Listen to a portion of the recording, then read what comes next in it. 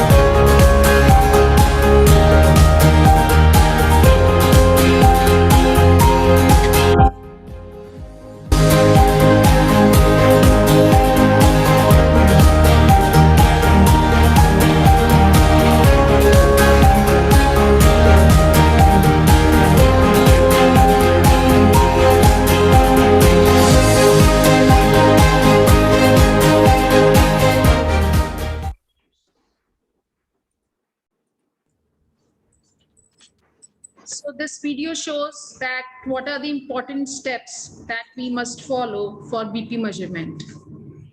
Now, I would like to welcome Dr. Sonu Goyal to deliver a welcome address and brief the audience regarding our project in this webinar. Dr. Sonu Goyal is a professor in the Department of Community Medicine and School of Public Health, PGI Chandigarh. He has 17 years of rich experience in public health and health management. He is alumnus of Johns Hopkins School of Public Health, Baltimore, US, and Maastricht University, the Netherlands. He has been awarded with Public Health Excellence Award of India by Honorable Union Minister of Health and Family Welfare in 2014. He is a program director for International Public Health Management Development Program sponsored by Ministry of External Affairs, Government of India. I welcome you, sir.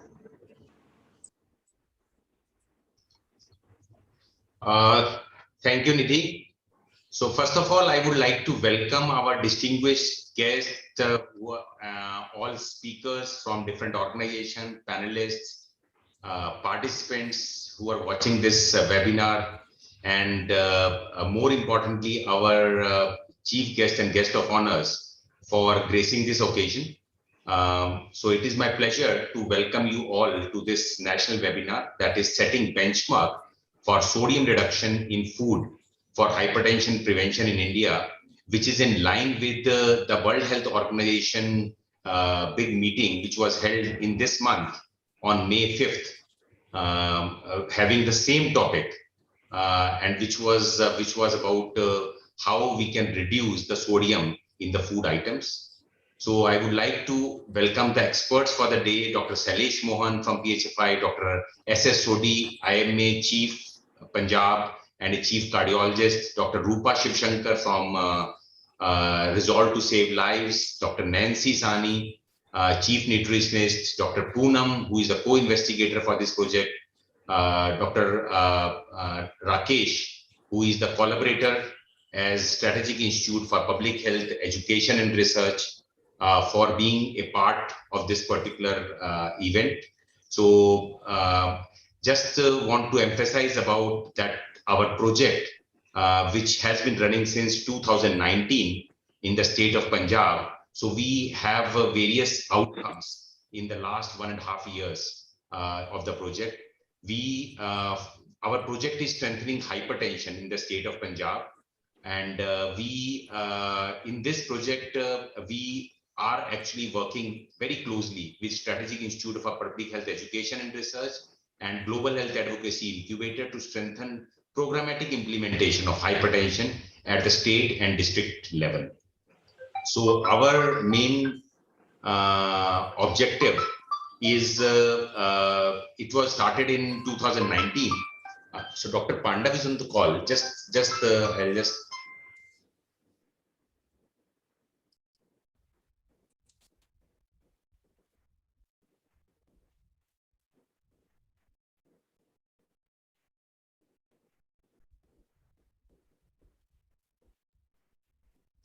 So the project has 4 pillars, basically, the advocacy. So we hold almost 3 meetings with the Health Minister of Punjab on strengthening hypertension in 1 year.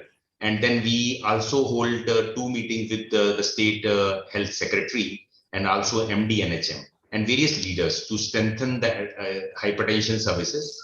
And we also did implementation at the field level. We also assessed how the telemedicine can support hypertension services. So our project actually strengthened the telemedicine services by giving around 800 dongles to various sub-centers, and so that they can further strengthen that telemedicine services in the state of Punjab.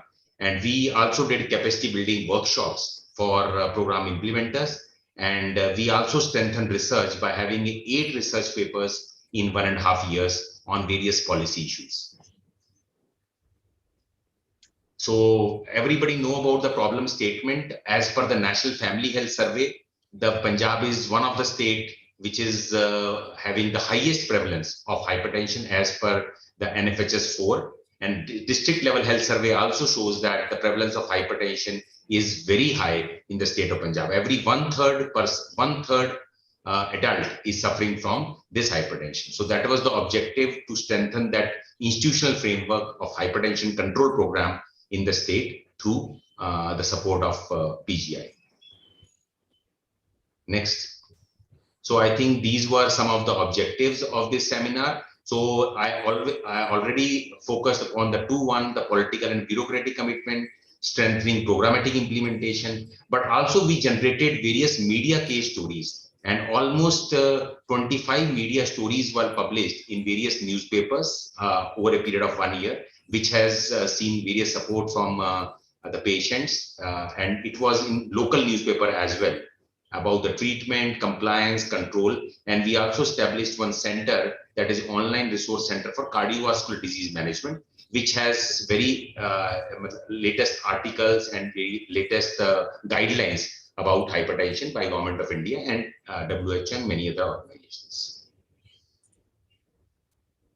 So these were, yeah, so I think we discussed about this. Next. So these were some of the activities which we did. So we did a rally.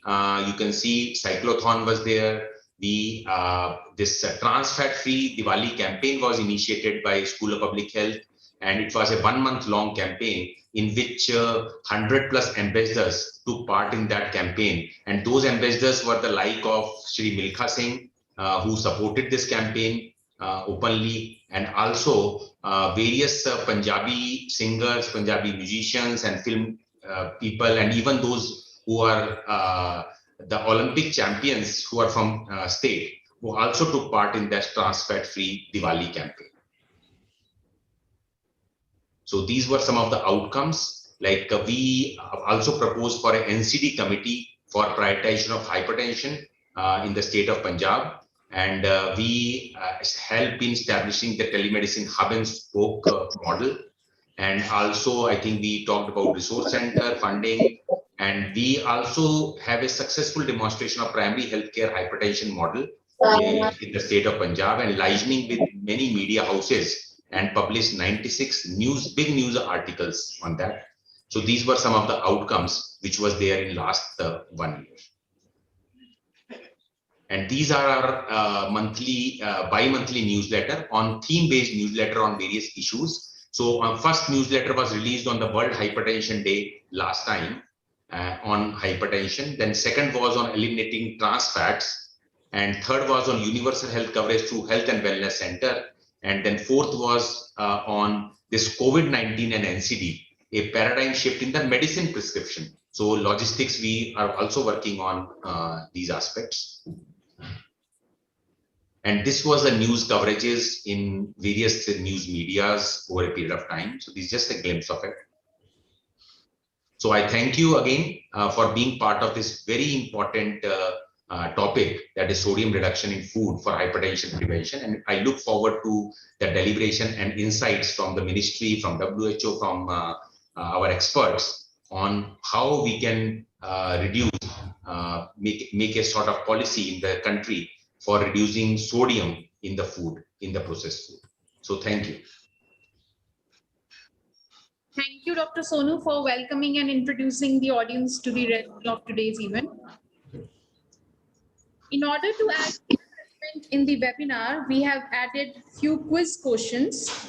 The idea is not to select the participants with correct answer, but to know how much aware we are about sodium and salt intake, which is a very important component in hypertension control. So here's the first question. So the participants in the YouTube link may write their responses in the chat box. It's about salt and sodium are the same thing.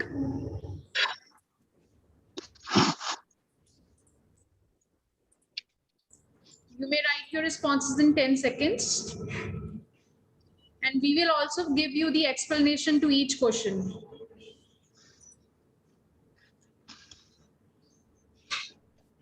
Next slide.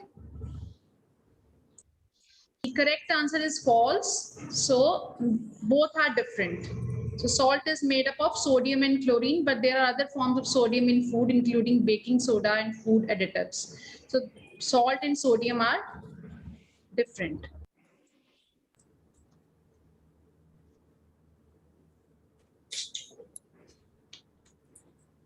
I'm very pleased to announce that we have amongst us Dr. Chandrakant S. Pandav, Padma Shri Awardee, who is our guest of honor of the day. It is very difficult to summarize the contribution of Professor Pandav in just few lines. He's a former professor and head of the department, Center for Community Medicine at the All India Institute of Medical Sciences, New Delhi, India. He completed his MBBS and later MD in Community Medicine from AIIMS, New Delhi, and MSc from McMaster University, Hamilton, Canada, with specialization in health economics, clinical epidemiology, and biostats. Presently, he is President of Association of Indian Coalition of Control of Iodine Deficiency Disorders, Regional Coordinator for Iodine Global Network South Asia, and Chairman of Coalition of Food and Nutrition Security India. Dr. Pandav is co-editor of 14 books on health sciences and authored about 400 research papers published in various national and international journals. He is advisory board member and reviewer for various reputed national and international journals. We welcome you, sir, and I request you to kindly address the audience. Nidhi, thank you so much. Thank you so much for that introduction. There are some corrections that I want to make in that introduction. Number one is now I was the chairperson of the Coalition for Food and Nutrition Security. After the first chairman was M.S. Swaminathan, the great green revolutionary person. Second was Dr. A.R. Nanda, former Secretary Health and Family Welfare Government of India. And I was the third chairperson of Coalition for Food and Nutrition Security, third. So I feel considerably blessed and privileged to sit in the same chair as Dr. M.S. Swaminathan and Mr. A.R. Nanda. So right now I am only the executive committee member of the CFNS. So that's number one. Number two, my number of books have gone to 16 books now, and papers have gone to 600. From 400, they have jumped to 600. चार सुनो सुनो हंस रहा है, 4 से 7 600 हो गए, अभी 612 भी हो सकते हैं, पता नहीं 9 2 11 उसके बाद 12 आते हैं. Thank you for correcting us, sir. So doctors, and Sonu, how much time do I have? नहीं sir, please go ahead, sir. Acha, and I'm privileged to share with you one good news that this year I got Padma Shri award. I was nominated. I was conferred Padma Shri this year. So Sonu, that's another good news I wanted to share with you. And it appears that Professor Sonu, that I'm the first public health person who has received Padma Shri award. First one. So badi khushi ki baat hai. I've been working in the field of public health for last 43 continuous years. Kitne saal, Didi? 43 continuous years. You're not born. तब से मैं काम कर रहा हूँ, अभी भी करते जा रहा हूँ. So, Professor Swati Charan sir, आपको प्रणाम. हमारे additional DDG है, आपको प्रणाम, बहुत बहुत शुक्रिया. Today is the World Hypertension Day, the second Monday of May.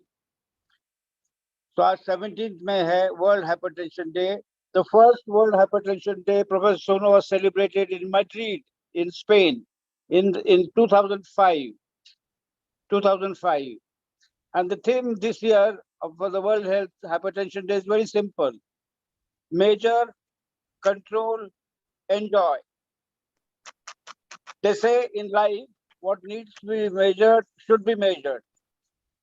Because if you measure, then you know you can take a better objective way of how you are doing, whether it's increasing or decreasing. Control, yes, and finally enjoy. So, इसमें hypertension की बात ये है, Dr. Swati Charan, I heard about the district family health survey and national family health survey. I just want to be clear because there is an iterative cycle I want to introduce to you. A chakkar hota hai cycle. First you do research, then you translate that research into policy, and then you translate that policy into program and back to research, operational research. This is called traveling loop, iterative traveling loop of research to policy to program to research. ये चक्कर चलता रहता है, चक्कर cycle का चक्कर है ना, ऐसे चलते रहता है. तो आप लोगों ने बेसलाइन किया है. I'm so happy that Dr. Swati Charan, sir, you have data district wise on prevalence of hypertension. Sir, Professor Swati Charan, Dr. Swati, do you have district wise data? Sonu? Sir, I think yes, we have, sir, because National Family Health Survey we have this. Yes, sir. And you also did district health survey? District level health survey was also being conducted. Dr. Swasti will tell after this, sir. After your talk, Dr. Swasti will be telling. Okay, I'm looking forward. It has to be a sound epidemiology thing. The way the sampling was done, what kind of instrument you used to measure the hypertension, where it was measured, and who measured it. इसमें training की बहुत जरूरी है. Training of the person who conducts the survey, training of the person who is taking the hypertension, and then recording the correct information, and then compiling it, sending it to the appropriate district health authorities back to the state. बहुत जरूरी है. Survey has to be based on sound epidemiological principles.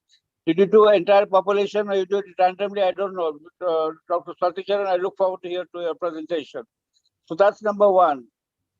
Now, the important thing about hypertension is, आजकल हमको, when you look at the global public health problem, there are 4 important public health problems we are facing in the world.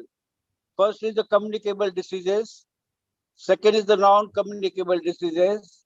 Third is the emerging diseases, and corona is a classical example of emerging new disease. And the fourth is population stabilization. Now, non-communicable diseases, इसके 10 अवतार है. Professor Soru, इसके 10 अवतार है. Hindu philosophy में 10 अवतार है ना? वैसे 10. They are diabetes, hypertension, cardiac diseases, cancers, and respiratory diseases, chronic obstructive airway diseases, जिसमें asthma or chronic bronchitis hai. Now they have added 6 to this list of 5.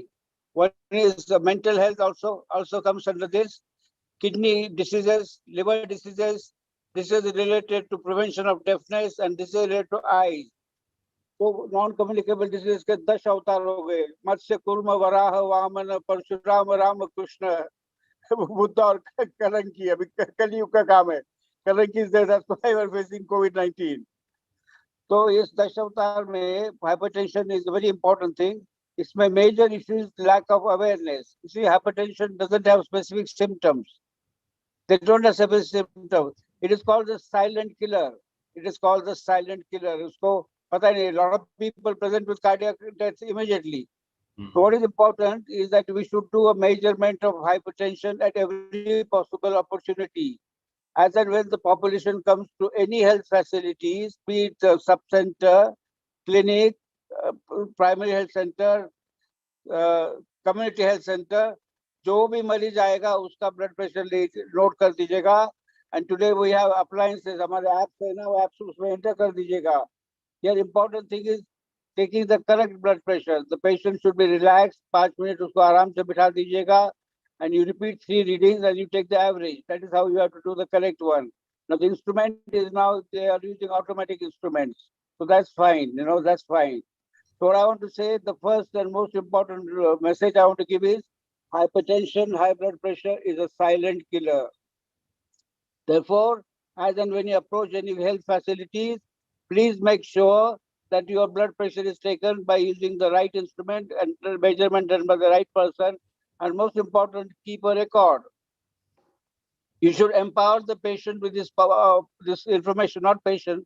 You should inform all those persons with hypertension. उनको inform करना बहुत जरूरी है. और उनको बताइए, every 6 months दे सकते हैं. In fact, गांव में ना, you can keep an instrument in the village, and you can train the school teachers or any responsible person. हमने देखा ना, COVID-19 में, you have to make the community, empower the community. So blood pressure का तो बड़ा simple है. तो एक इंस्ट्रूमेंट करके रेगुलर उसका चेकअप कर सकते हैं हम. तो इसके बारे में डॉक्टर स्वातिचरण आप जरा सोच लीजिएगा. Every village we should be able to give a mechanical hypertension instrument. सबका में होना चाहिए. Now number 2 is that what happens is that the 75% of the deaths globally, 75%, Professor Sonu, are caused by non-communicable diseases, 75%. And the global prevalence of hypertension in 2015 was 1 in 4. 1 in 4 men and 1 in 5 women had hypertension. So 25% of the population of men have hypertension, males, and 20% of females have hypertension. So it's a pretty global health important problem, very important problem. The thing is that it's treatable, eminently treatable, but here compliance is very important. Again, use technology to send reminders to the patient कि आप लोगों ने गोली खाई क्या नहीं blood pressure की, and keep coming regularly for measurement. Now, finally, Professor Sonu, what I want to tell you is about the non-pharmacological intervention of hypertension, non-pharmacological intervention. इसमें सबसे important है meditation. Meditation करिए, ध्यान करिए. ध्यान is very important. It helps you to relax. And how do you do meditation? You focus on your breath. When you inhale and when you exhale, you please focus on meditation. तुम्हारे जिंदगी में आखिरी दम तक कौन आपको साथ देता है? आपकी श्वास देती है, श्वास. It is the breath that accompanies you till death. Breath, in fact, is the divider between life and death. So meditation. Number 2, mantra jap. Mantra jap. And सबसे powerful mantra jap, Professor Sonu Goyal, is Om. Om करते रहिए. You do it 108 times. In each session, you do it in each 1 8, you do it 6 times. So spend 18 minutes. 18 into 6 is 108. 108 बार करिए, सुबह दोपहर शाम को 108. Now you are asking me the question, why 108? The distance between the sun and the earth is 108 times the diameter of earth. The distance between the moon and the earth is 108 times the diameter of moon. So that's why we do it 108. 108 के इसलिए हमारे सनातन धर्म में बहुत महत्वपूर्ण है 108. So when you do it 108 times, 6 times per minute, 18 minutes, you get aligned with the universal forces. You get aligned. That's why 108 बार करना पड़ता है. That's one. Meditation, mantra jap. Number 3, music. I am a founder member of the Indian Musical Therapy Association. So music, listening to music, Professor knows many times when you relax to good old songs, you feel relaxed, the music. So where medicine fails, music heals. आप संगीत सुन लीजिएगा, संगीत को सुन लीजिए, बड़ा आराम मिलेगा. So meditation, mantra jap, music. Next is the dance therapy. Dance therapy really helps you to release endorphins and it makes you feel very good. And Punjab has a very good culture. आप भांगड़ा करते ना, भांगड़ा जब भांगड़ा करते ना वो बड़े खुश होते हैं सब लोग. तो फोकस ऑन भांगड़ा. दोनों अगली बार मैं भी भांगड़ा करूंगा, पीछे होगा ना सबके साथ. I also do bhangra. It helps you to release your endorphins and it gives you a feel good feeling. And these are the 4 important non-pharmacological interventions: meditations, music, mantra jap of Om, dance therapy. Right. And finally, I would like to also focus on the reduction of salt levels in the food, in processed food. I saw that Dr. Rupa Shankar is there, is listening to us. Rupa, are you there? Yes, sir, Dr. very Rupa? much here, very much here. So we are working on finding out the correct constituents of different food labels. You have taken a very gigantic exercise. Namak challenge, बहुत challenging है to reduce namak. So we are making a exhaustive list of about 3,000 plus products and find out whether they are using labeling and what they are using in the labeling is correct labeling. हमारा एक mega program है, mega. क्यों रूपा? It's a mega program. Yes, And sir. it's most challenging reduction in salt. बहुत जरूरी है. And since I work on, I'm called the iodine man of India. There is no harm. There is perfect harmony. You reduce salt, you can increase the iodine levels. ऐसी कोई बात नहीं. हम हमारी दोस्ती है, हमारा प्यार है. हमें कोई दिक्कत नहीं है. आप नमक कर सकना है, करना है 5 grams करना है. Our average salt intake Rupa is from 10 to 12 grams. The recent surveys have shown. India iodine surveys 10 to 12. तो हमको 50% reduction करना है, बहुत जरूरी है. And one of the important source of salt, extra salt, is the fortified foods. तो उसके ऊपर ध्यान देना पड़ेगा हमको, ध्यान देना पड़ेगा. तो रूपा, we have to work, we have to create this global आंदोलन, जन आंदोलन करना पड़ेगा कि नमक कम करो, लेकिन उसमें आयोडीन ज्यादा बढ़ाओ. टोटल हार्मनी रूपा, टोटल हार्मनी. ठीक है. So Sonu, thank you so much for this opportunity. To recap, go into research, to policy, to program. And here I've seen you have developed wonderful communication campaigns. Both the media workshops, role of children in drawing, painting, singing, dancing. Give the message in a very entertaining style, not the boring style. हमारा IC ने, it's social and behavioral change communication, most important. So people have the knowledge, but you have got to develop skills, and most important, you have to have attitude. Most important is change the attitude of the people. That's the challenge of social and behavioral change communication. तो आपकी जो team में होगी, professor Sonu Goyal हमारे deputy teacher, इसमें social and behavioural communication scientist का बहुत important role है. हमको नहीं आता, MD वालों को नहीं आता. You require social sciences, you require anthropology, you require psychology, you require political science, you require economics, and you require psychology. हमको पढ़ाते नहीं है ना रूपा, मैंने पढ़ाया आपको नहीं पढ़ाया है. So you have to have different. So please connect with the Department of Social Sciences, Political Sciences, Economics, Psychology, and Anthropology. ठीक है सोनो, इनको आप enjoy the expand the group, multi-center बना दीजिएगा सबको. So Sonu, Professor Sonu Goel, Rupaji, nice meeting to you and connecting with you. Thank you so much and giving me this great opportunity. तो हम करेंगे, ब्लड प्रेशर का संदेश घर घर में पहुंचाएंगे और लोगों में नमक कर देंगे, नमक कम कर देंगे, आयोडीन बढ़ा देंगे. ये मेरा संदेश रहेगा. This is in conclusion my message. Doctor Swati चरण, हम पंजाब में आएंगे तो आपसे मुलाकात जरूर करेंगे. आपके साथ चाय पियेंगे, लेकिन बिना चीनी चाय पियेंगे विदाउट शुगर. और आप हमको हेल्थी स्नैक्स देंगे. You will not give me samosa and vada, you will give me healthy snacks. ठीक है Sonu, thank you so much. Enjoy, ऐश करो, खुश रहो. धन्यवाद, शुक्रिया, शुक्राना. Thank you, sir. Thank you, sir, for motivating us to work for the community health and highlighting non-pharmacological interventions to control hypertension. We thank you very much. Thank you, sir. धन्यवाद. Nidhi, thank you so much. Thank you. Thank you, sir. Now, I would like to invite our second guest of honor, Dr. L. Swasti Charan. Dr. L. Swasti Charan is Additional Deputy Director General of Health Services and Ministry of Health and Family Welfare, New Delhi, India.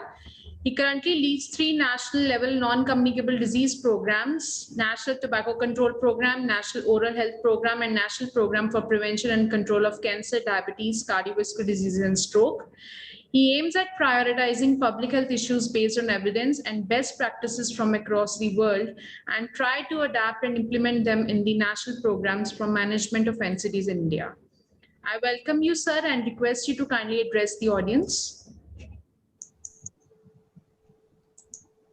Thank you, Nidhi, for the nice introduction. I'm humbled to be here, and I'm also delighted to be present here amongst the luminaries like Dr. Pandab, sir. We all have heard his name. We all have learned many things from him, and it's really a very humble opportunity, a great opportunity for all of us to be in the same platform as sir. And secondly, I would like to thank PGI and the Cypher for organizing this wonderful workshop, a very relevant workshop on this particular day when we are observing the World Hypertension Day. To make it a very relevant topic, as a program officer, I would like to tell you how the NPCDCS program, the program which is the flagship program for prevention and control of NCDs in the country, evolved through the years. So that will make us, allow us to find out how the objectives of this particular organization, which is now focusing on one particular aspect of SALT for the prevention of hypertension as one of the risk factors of the NCDs, is aiming at, and we can, as a program officer, see where we can fit the activities of this program in the whole gamut of national program. We started very humbly at around 1975 when India was trying to respond to the NCD challenges with some vertical national program. Then it started in 2008 in the form of a pilot in 10 districts, and by 2010 it was NPCDCS was now implemented in 100 districts of 21 states. And then 2013-14 came and it was integrated with the National Health Mission, and then it was rolled out in 36 states and UTs. By 2015 and 16, 468 districts were approved for implementation of NPCDCS. And then there was a paradigm shift in 2018 when the comprehensive primary healthcare package through the health and welfare centers of Ayushman Bharat, and then we also launched the population-based screening for the common NCDs. And 2019 and 21, the current year, which we are seeing now, we also have the integration of non-alcoholic fatty liver disease in NPCDCS. So throughout from 1975 to 2021, there has been additions of various components of the program. The basic, the objectives of the NCD program is health promotion through behavior change. So if you see the health promotion through behavior change, behavior change only happens when you inform the particular person about the ingredients of what they're eating. Say, for example, we are talking about salt in the food. So if you have, so we also look after National Tobacco Control Program, and we all know the very important pack warning which comes in the packet of the tobacco, which by seeing that it deters many young people who are on the verge of initiating tobacco use. They are deterred from initiating the tobacco use because of the pack warning. So many of the food items that we have here, if we have the information about the content of the salt, many of the people who are learned will read it, and they will know that, oh, this is containing very high salt, which is bad for my health, which is a risk factor for NCDs, and it will be good for me not to consume this food. That kind of health promotion through behavior change has to come in future. So I see an area of integration of the activities of the organization, which is aiming in this area. Then we also have the population base and the opportunity screening at all healthcare levels. This itself, the activity itself, that somebody, the health worker, the ASHA, which comes to your doorsteps and asks you a lot of questions through a community-based assessment checklist, and also measures your height or weight in order to find out the BMI. That activity itself is also a very health promotion activity. It is also it gives a lot of information, get a lot of awareness to the person who is being screened through the CBAC. And so the third component we have is prevention and control of chronic NCD. So the prevention component is one of the backbone of the NCD program, which we have to build our capacity, which we have to build our activities surrounding this. So the salt reduction through information by setting the benchmark of the sodium reduction is indeed one very good area where we can work. And the fourth component we have is capacity building for various activities. IEC, as Dr. Pandab sir had already said, that the communication and behavior change communication, which is well designed in a way that the policy research has also adapted to the policy, and also has also given inputs for the program implementation, and that is being implemented for the public in the form of IEC, and well-designed behavior change communication is also one of our components. Then we also should have supportive, diagnostic and cost-effective treatment made available wherever possible, free for the public as one of the objectives. So by now, we already have 4,807 NCD clinics. We have about 239 district daycare clinics. We have got 190 cardiac care units, and we have about 643 district NCD clinics across the country trying to deliver the services of NCD in the country. The district NCD clinics provides the diagnosis, the management of common NCDs, and the referral of the complicated cases to higher facilities, and the cardiac care units and the district daycare centers for oncology in select districts, and health promotion and including counseling happens at the district NCD clinic. Similar thing also happens at the CAC NCD clinic at a lower level, where data recording and reporting is also one of the main features here. And we have the PAC of the sub-centers, where we have some activities of health promotion, screening of NCD risk factors, etc., also happens at the PAC level. So with these activities happening, the one, if you remember what I said in the first slide, the initial remark, we said that we are also starting the population-based screening for the common NCDs, where the health worker, the ASHA and the ANM would be coming to the healthcare, to the doorstep of all the individuals, and we would be measuring, screening the targets of targeting all persons above 30 years of age in the community for common NCDs. So this was a new addition, and the treatment of the facilities, we know that it can range from the district, from the PAC to the CAC, and in between we may have the health and wellness centers, and then coming up to the tertiary care centers. So these facilities have been providing the treatment for the common NCDs. Some of the new initiatives which we have also taken up are the TB diabetes collaboration with, it's a marriage between the NPCDCS and the National TB Elimination Program. And we have also an integration of IUS with NPCDCS. And especially for hypertension, we have the India Hypertension Control Initiative, leveraging and strengthening existing interventions in the NPCDCS and improving linkages. We also have integration with the National Urban Health Mission, then capacity building of the dental and the nursing professionals in NCDs is also one of them. And other initiatives also include prevention and management of COPDs, stroke, non-alcoholic fatty liver disease, and the ST elevation myocardial infarction interventions have been rolled out as per the needs of the state. So we have got many of these new initiatives. And the challenges we face in many of these program implementation plan is the health promotion through IEC and advocacy. For example, this needs to be strengthened.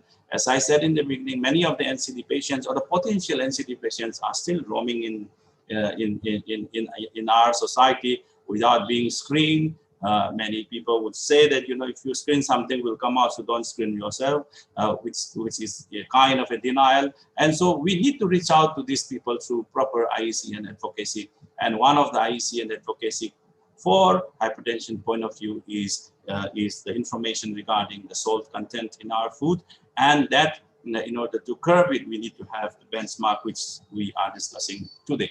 And the second challenge we have is ensuring referral and follow-up after diagnosis and treatment compliance. So many of the patients who have been diagnosed to be suffering from diabetes or hypertension at the primary healthcare primary health center level will be, you know, referred to the community health centers. Many of them would not reach there. So the IACI, the India Hypertension Control Initiative, through what is known as a simple app, is a solution to this. We track the patients, we try to, you know, follow up the patients in the referral linkages, and then when they don't come for the treatment, when they don't come to, you know, collect the medicines, you know, we try to link them back with the health worker, you know, trying to bring them back to the health facility to provide the medicine. So this is some of the challenges which we are trying to do, and I really wish the organizers of this program to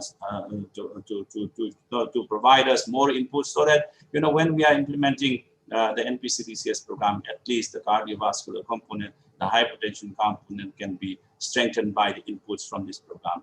And answering to Dr. Pandav sir's you know, questions regarding the disease burden study, NCD is one particular interesting disease, set of disease, I should say, that when we initiated, we do have some data, bits of data for the risk factors here and there in NFXAs and in many of the, say, for example, the Global Adult Tobacco Survey has some information on the tobacco use.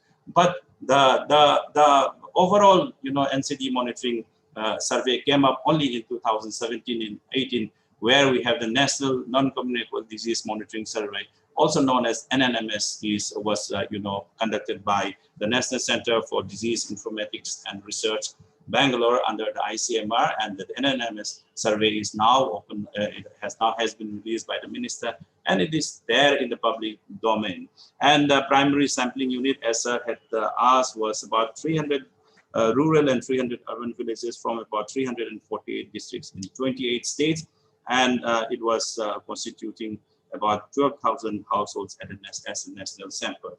We do not have a district data as per this data, but the WHO STEPS survey was one of those methods used. The Global School Student Health Survey, Global Adult Tobacco Survey, and the Global Youth Tobacco Survey, integrated disease surveillance. So they all have been studied together by the organization and use it. And the raised blood sugar, the mean systolic pressure for men was about 126.1, and the mean diastolic pressure was about 81.8, and the raised blood pressure percentage was 29.9. I think I'm not sure. I need to find out from ICMR. The methodology seems to be only on recall method of the patients being asked by the investigator whether you are suffering from this, whether do you have alcohol use, do you have a history of you know, taking hypertensive medicines or anti-diabetic medicines like that. But actually, if it is being measured by them, which instrument was used, that particular detail I do not have as of now. I think I should get back to NCDIR and then inform the organizers at a later date. So as of now, I wish to thank the organizers for this wonderful opportunity given to us to work with them, with an institute like a premier institute like PCI, and very dedicated people like Professor Sonu and my colleague and friend Dr. Rakesh, also working very sincerely in all areas of NCDs, particularly tobacco and now in hypertension. Thank you so much. Thank you, sir, for emphasizing the pivotal role of behavior change communication in prevention and control of high blood pressure, and mentioning various new initiatives undertaken in the NPCDCS program recently. Thank you so much, sir. Nidhi, in the meantime, the next presenter comes. So I really want to personally thank both Dr. Chandrakant Pandav and sir and Dr. Swasti Charan sir. So for having those insightful talks. Dr. Pandav, as usually, was hilarious, but at the same point of time, got some meaningful messages of public health in his 10 minutes talk. Very wonderful, sir. Thank you very much, and we'll try to abide by all the things which you have told to decrease the hypertension in the community, and we look forward to your support always in this initiative, sir. And thank you, sir. And I also want to thank Dr. Swasti Charan, who is always with us, and whatever initiative, whether in tobacco control we do or now in NCD control. So he has always been with us, and I really want to thank you for joining this wonderful webinar. And we are making some recommendations out of this webinar, and we will try to send it to all our facilitators, and including Ministry of Health and Family Welfare. So thank you both of you, and now over to Nidhi. Thank you, sir. Now we are moving towards our next quiz question. Most sodium in diet comes from processed foods, salt added at the table, salt added during cooking, and none of the above.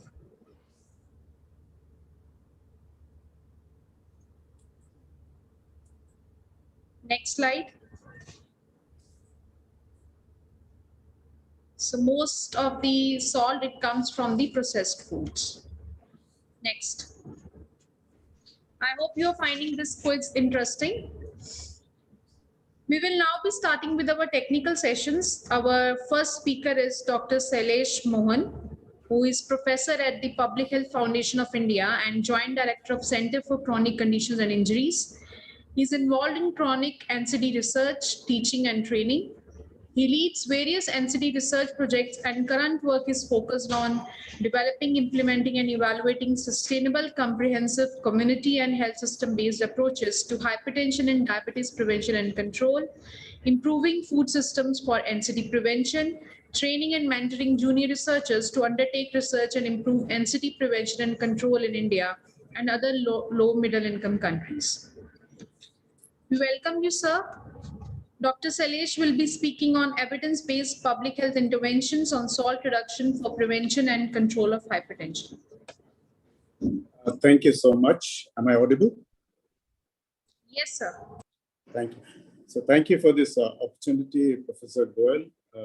It's a pleasure to speak at this important meeting on this World Hypertension Day. Next, please.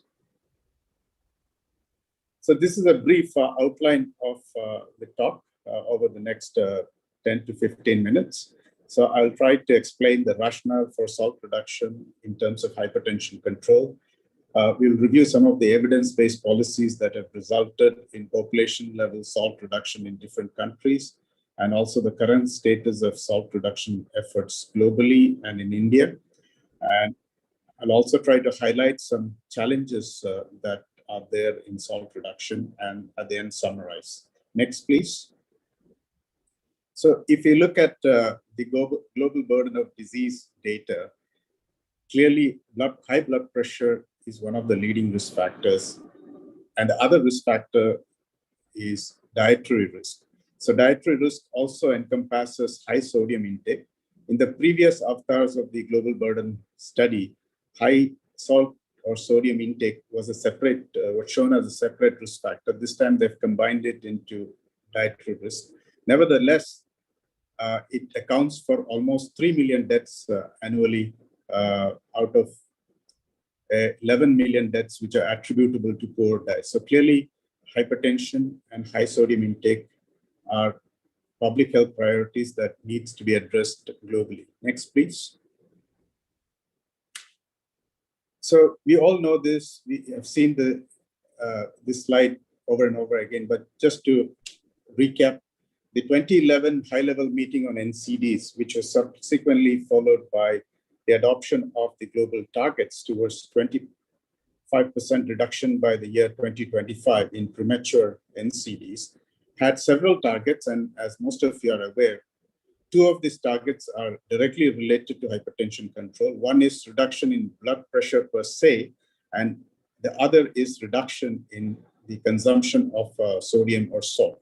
So in terms of this target, it is 30% relative reduction in the mean population intake by 2025. Next, please. So if we look at the metric for measuring this, it's mean sodium intake, age standardized in grams in persons aged 18 and above. Next slide, please. So this is a bit old, but not much change has occurred since 2010 when this data were published. So if you look at countries in different regions of the world, we can clearly see that most countries consume well over the recommended 5 grams of salt or 2 grams of sodium. And you can see that in 2018, when an analysis, which is the most current, was done, almost 99% of the adult population residing in 181 out of 187 countries, which comprise 99% of the global adult population, has a mean intake which is higher than 5 grams. So clearly, we are not making much progress, and we need to do a lot of work to actually reduce it. And I don't think any country is going to achieve the level that is recommended by the WHO by 2025, but some countries are making progress towards reduction compared to their initial baseline levels. Next, please. So there is a lot of evidence. I won't go in depth into any of them. Suffice to say that this slide, which is taken from the global Intersal study, which was done in 52 countries in the late 80s, reported standardized data on sodium intake globally for the first time. And we can see that as countries move from traditional societies to becoming more industrialized, there is an increase in salt intake, as the study proved, and there was also an associated increase in blood pressure levels. If we examine the diets and the blood pressure levels and salt intake in this study of tribals residing in the Amazon forest in Brazil, the authors found very low levels of salt intake and very little to no increase in age-related hypertension. So as they aged, there was not much of an increase with respect to age in terms of their blood pressure levels. Whereas in all other societies, there was considerable association with the blood pressure levels. So higher the salt intake, higher the blood pressure levels. Next, please. So for long, there was not much robust data on actual population salt intake in India. What was available was based on dietary surveys and surveys that used household weighing of salt as a method to determine intake.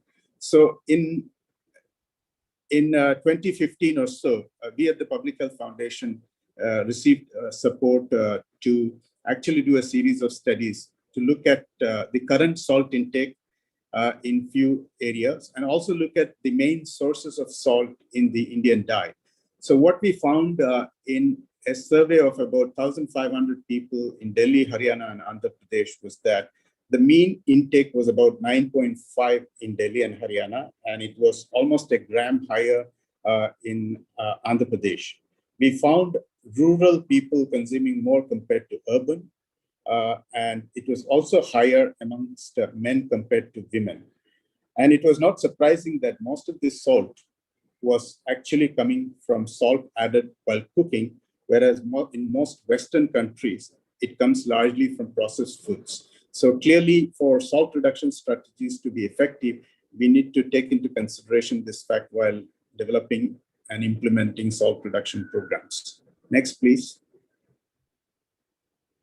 So based on a huge body of evidence from animal, human, and experimental studies, the consensus is that salt reduction reduces blood pressure and reduces cardiovascular risk. There are different reports, but this is one of the most authoritative reports of the WHO, which recommends 5 grams or less intake of salt or 200 milligram of sodium per day per adult. And most of the national and international hypertension control guidelines and societies recommend salt reduction. Up to 2018, over 89 countries have had some policies, some strategies or plans in place according to the global review by WHO. And many large food manufacturers and industries have started to reduce salt, particularly in their processed foods. Next, please. So why is salt reduction quite attractive? So in NCDs, as most of you are aware, we have 2 approaches to prevention. We have the population-based approach and the high risk or the clinical approach to reducing risk factors which are distributed normally, like blood pressure, blood lipids, blood sugar, etc. So as we know from Jeffrey Rose's postulates, if you reduce risk factors a little bit in the whole population, we manage to shift the distribution curve to the left and hence reduce risk and risk factor levels and the risk of actual clinical events in the whole population substantially. So that is the underlying principle of this approach. And we can see that small reductions in systolic blood pressure leads to significant reduction in stroke, coronary heart disease, as well as total mortality levels. Next, please. So if you were to use that assumption, this is a report in the Lancet, which was published in early 2000, which looked at, this is a modeling study, which looked at the impact of 15% salt reduction over the current levels at that time on mean systolic blood pressure in Southeast Asia region. And you can see for India that in different age groups, if salt reduction is reduced by about 15%, we can see a reduction in population blood pressure from 1.6 to 3.8, which clearly indicates, when we read it with the previous slide, that such small reductions are possible. And if such small reductions are achievable at the population level, we can save a lot of lives lost due to cardiovascular events. Next, please. So next few slides, I'll try to share some of the successful examples of implementation of evidence-based policies for salt reduction and the basis on which the WHO best buys and the recent guidance from WHO and other organizations actually originate. So one of the first successful intervention programs was undertaken in Japan in the 1960s. So in the 60s, Japan had one of the highest mortality rates, particularly from stroke. And one of the etiologic factors that was attributed or likely attributed to these high levels of stroke mortality was the fact that salt intake in Japan was very high, particularly in the northern region. So the government initiated a public education program addressing this risk factor. And over a period of a couple of years of implementation, they managed to bring down the salt intake by about 1.5 grams all over Japan, but more so in the northern part where stroke mortality was really high. And they also observed considerable reductions in the stroke mortality, notwithstanding increase in smoking and increase in BMI at the same time. In the 70s, as you know, most of us working in NCDs, Finland is a poster star for NCD prevention and control because they initiated one of the first and most successful community-based intervention programs to reduce cardiovascular disease, because in the 70s, Finland had very low life expectancy and very high levels of mortality from cardiovascular disease. So one of the intervention components was also targeting salt reduction, and they had good surveillance. And as we can see, from the 70s to the early 2000s, they managed to reduce population salt intake in Finland from about 14 grams to 8 grams a day. Considerable reduction in not only salt intake per se, but in blood pressure and blood pressure associated mortality from cardiovascular disease. However, one of the more recent examples of successful salt reduction comes from the United Kingdom, where it has come down from 9.5 grams per day in the early 2000s to 8.1 gram by 2011. And since then, it has stagnated or even slightly increased when it was last assessed in 2018. So what did the United Kingdom do?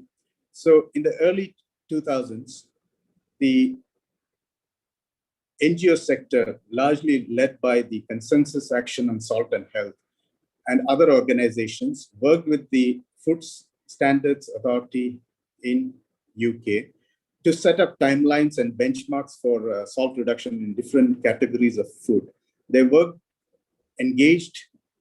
together and engaged productively with the food industry to set this program in place and also set monitoring targets. So in collaboration with the food industry, along with sound science and public engagement, they managed to implement a program that could lead to reductions that we are seeing currently. However, since 2015, there has been changes in the way the program was implemented. And because of that, there has been some loss of momentum. And we see that when salt intake was last assessed in 2018, it has actually increased by 0.3 grams per day.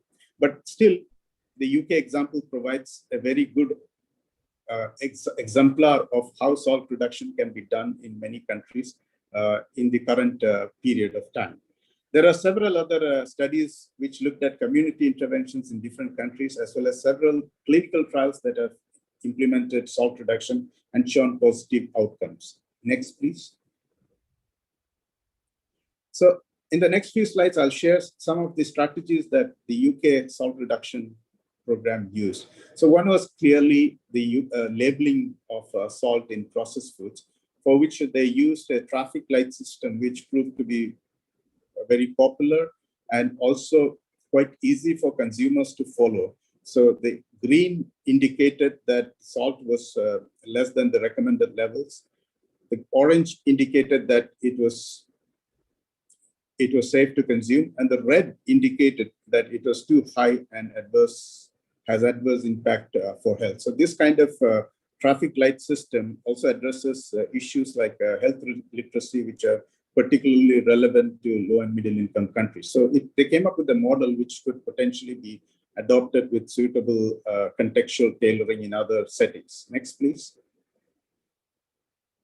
They also had a strong public education component, where they had a lot of public education campaigns running throughout the year, targeting consumers to adhere to low salt food products, buy low salt food products, and consume less sodium. And this continues to date. Every year they have a National Salt Awareness Week, which is usually in the month of March. And this is led by the non-governmental organization CASH, with partnership with different other stakeholders. Next, please. So in 2014 to be precise, they published an analysis which looked at the trends in salt intake or sodium intake over the years, and also the trends in blood pressure and in mortality. So obviously, we have to interpret this findings with caution, because this is an ecological study. So they integrated different data sets and looked at events, blood pressure, and sodium intake or salt intake. And what they saw was and reported was that the considerable decline in salt intake was also accompanied by reductions in blood pressure levels at the population level, as also in terms of reduction from mortality from stroke and ischemic heart disease. Next, please. So just to summarize, what are some of the effective programs or strategies, elements of effective programs that we can infer from available evidence and experiences in different countries. So as you can see, most of the evidence comes from Finland and UK because there were large programs with considerable impact. Most of these programs have used multiple approaches. They have used innovative public education. They've collaborated with the industry to reformulate processed foods. They have set targets and timelines, as in the UK. They've worked on making labeling more consumer friendly so that people can understand when they see it. And in Finland, they've also tried the approach of using potassium-enriched salt, which is a salt substitute. And this has been also evaluated in several clinical trials now in China and other places, which has shown that this is a promising approach to follow in terms of using a salt reduction strategy. But importantly, they also had good data collection systems in place to monitor population intake as well as monitor the sodium content in different food groups. And all of this was underpinned by strong community engagement or civil society engagement, and also increased availability of low sodium or low salt foods, as well as fruits and vegetables which contain potassium, which is a natural blunting agent for age-related blood pressure increase. Next, please. So just to provide an overview of what is happening globally, as I said, 89 of the 167 WHO countries are implementing some form of salt reduction. Many are multifaceted in their nature. Most of them involve engaging with the industry to reformulate, setting targets for foods, and as I'll explain in the next couple of slides, WHO has come up with specific benchmarks for this. They have consumer education, labeling, interventions in public institutions so that they can influence procurement policies.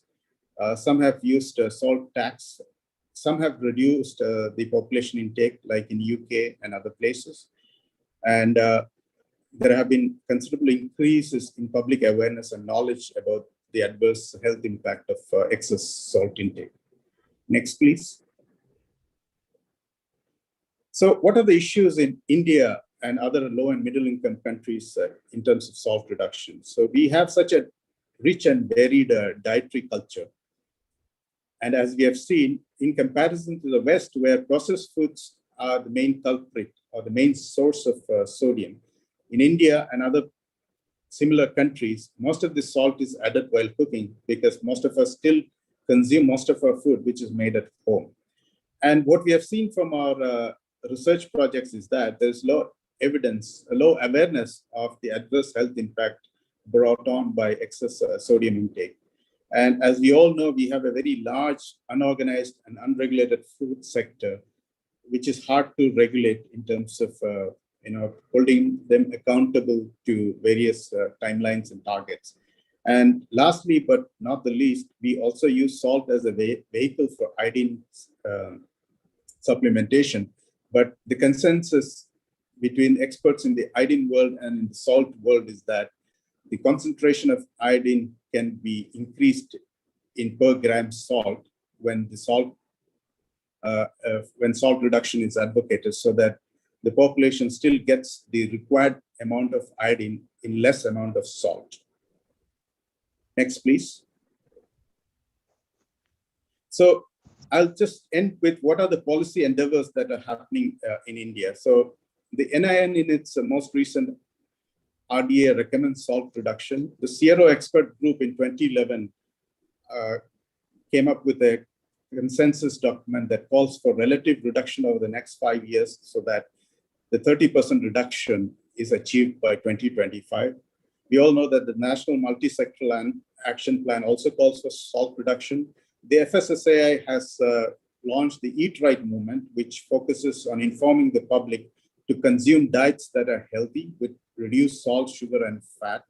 and also calls on the food industry to voluntarily reformulate and reduce these adverse nutrients in their products.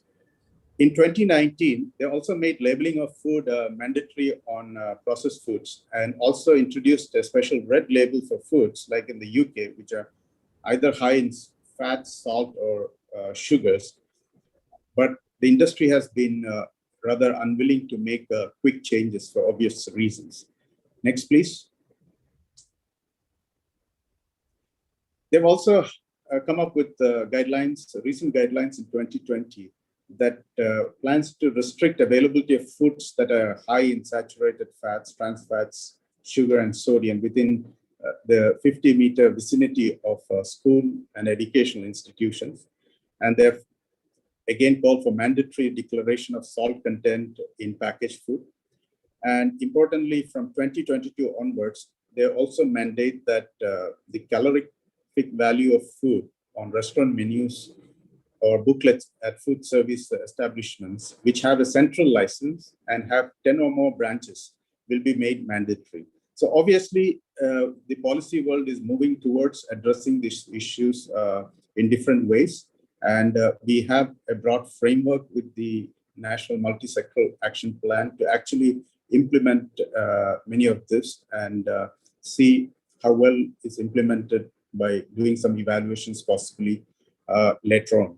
But obviously, things are starting to move in a direction where we can see some of these activities, plans being put into practice and implementation. Next, please. The WHO has also meanwhile come up with a technical package called the SHAKE to guide countries in developing, implementing, and monitoring salt reduction efforts. So it basically gives recommendations on surveillance, on working with the food industry for reformulation, on the standards that are to be adopted for labeling, the knowledge that should be used to educate and communicate with the populations to enable them to make healthier choices, and also in creating a supportive environment where people can exercise healthier choices. So this package contains a list of things that countries can adopt according to the resources and feasibility issues and implement. So it covers everything from surveillance to enabling the environment for salt reduction. Next, please. So most recently, last month, the WHO has come up with released this global sodium benchmarks for different food categories, where they have targets set for sodium for categories of food which contribute mostly to the sodium intake. So this is largely in the realm of processed foods. They also have mentioned commitments by the industry to implement these targets by 2025. So that derive some lessons from the UK strategy, where they work with the industry with tight timelines and targets for different food groups. And this is supposed to complement existing or ongoing national efforts. And countries are free to set more stringent targets and add more food groups to this, because it's not very exhaustive, so that together the world can move towards achieving some progress by 2025. Next, please. So to summarize, clearly there is huge health impact, particularly on blood pressure and cardiovascular risk. Salt reduction, as we have seen from experience and the evidence available, is feasible, is beneficial for population health, and is also a cost-effective strategy for hypertension control, especially when we know that very few people achieve hypertension control in India. For example, of all the hypertensives, about 10 to 15% of all hypertensives have their blood pressure controlled to recommended target levels. So clearly, there is scope for implementing population-based interventions, particularly such as salt reduction, which have a strong policy component and can be easily implemented at not very high cost to the government or society. And obviously, we need to leverage all the available evidence. We have more evidence from the National NCD Risk Factor Survey, which also shows that the intake across India is between 8 to 10 grams, so that we can put in place appropriate policies and programs to achieve this 30% reduction that is envisaged by 2025. And some of the, based on the available evidence, what we can suggest as likely approaches can include public education, which targets consumers, because as we know, almost over 80% of the salt is added while cooking in India. But even in this scenario, we know that processed food consumption is growing considerably in urban areas. And there are reports that during the lockdown periods, there has been quite a bit of increase in terms of sales of processed foods. We need to set targets in certain categories of processed foods so that we can reformulate in collaboration with the industry. And most importantly, we need to have a surveillance system. We have the National NCD Risk Factor Survey data now. So we need to have some follow-up surveys to see whether some of the policies that are being implemented are making a difference. So thank you very much again, and I'll be happy to answer any questions. Thank you, sir, for highlighting various public health interventions in sodium reduction and sharing global strategic examples of salt reduction. Thank you, sir. So we have a question from Dr. Pandav, I think. Dr. Pandav want to ask something. Dr. Pandav, please go ahead. Sir, your voice is not audible. You are not audible, sir. Now, hello. Yes, sir. Can you hear me?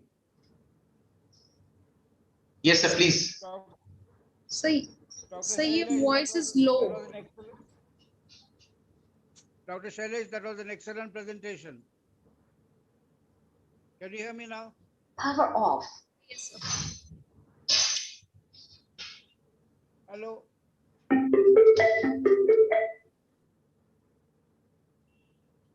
Hello, Dr. Shailesh. Hello. Yes. Are you able to hear Dr. Chandrakant Pandav? No, madam. No. Okay, he's saying that you gave an excellent presentation. Thank you so much, sir. I think he's asking a question. Three comments I want to make. One is that Professor Sonu Goyal, I hope you are going to bring out with the proceedings of the meeting by using those beautiful slides all the speakers are using. Professor Sonu Goyal, uska presentation apna. Sir, you are very barely audible, sir. Maybe you can put the question in the chat. Yes, please, sir. Please, if you can put the question on the chat, that will be great, sir. Okay, I'll do that. Thank you so much. Thank you. Thank you. Thanks. In the meantime, I think we can have the next presenter, and maybe Dr. Shailesh can answer immediately after that presentation. Yes, sir. Yes. And in the interest of time, I request all the facilitators to kindly concise their talks to around 10 minutes or so. Thank you. Our next session describes the relationship of sodium consumption on cardiovascular health, and to deliberate upon this topic, we have amongst us Dr. S.S. Sodhi. He is a senior consultant cardiologist, president of Indian Medical Association Mohali, and he's associated with our project as a resource faculty for the last 2 years. I welcome you, sir. Good afternoon. Can you hear me? Yes, sir. Unfortunately, my video, I don't know, is not starting. That's what happened initially also. I don't think you can see me. Can you see me? No, sir, but it's okay, sir. You are like this. Yes. Fine. Yes, Well, Dr. Shailesh Mohan has done a wonderful job. In fact, he has completed most of my talk and in a very lucid manner. So, and we are also running short of time. So I think I'll just take about 5 to 10 minutes and finish up what I have to go say. So first of all, I would like to congratulate Dr. Sonu, Dr. Rakesh Gupta, Dr. Nidhi, and the entire team for organizing this session. I admire your dedication towards the cause, and many thanks for allowing me to present my views on this. See, as you all know, even a layman can understand that there is a relationship between salt and hypertension and also heart disease, although maybe they do nothing about it. So this relationship between salt and heart has been established almost 4,000 years ago. Salt, by the way, was also invented by Chinese way back many centuries before Christ. So this also is one of the gifts to the world from China. Now we can divide the talk into 3-4 topics. That is, one is the evidence of relation of salt with hypertension. I think there's no doubt about that. It is very, very clear that high intake of salt leads to hypertension. Hypertension, as you all know, leads to about 50% of deaths from CV disease or 60% of deaths from stroke. So when somebody has a stroke or a CV death, chances are very, very high that he will be having hypertension. There's no doubt about that. That is one. Number two, salt is related to hypertension because it has been shown in various studies that when you reduce salt, the hypertension gets reduced, the BP gets reduced. For example, if you reduce the salt to 4 grams per day, the systolic and diastolic BP will reduce from 4.2 millimeters systolic and 2.1 millimeter diastolic. So it is very, very clear that the blood pressure is reduced when salt intake is reduced. Now, we also need some evidence as to show that salt reduction leads to reduced cardiac death. Well, as you have seen, already Dr. Sailesh has demonstrated that in Finland, they have been able to reduce the salt intake for the last 30 years. And this has led to decreased mortality from stroke as well as CVD by 75 to 80%. And the life expectancy in Finland has increased by 5 to 6 years once they started this project of salt reduction. In Japan also similar results were there.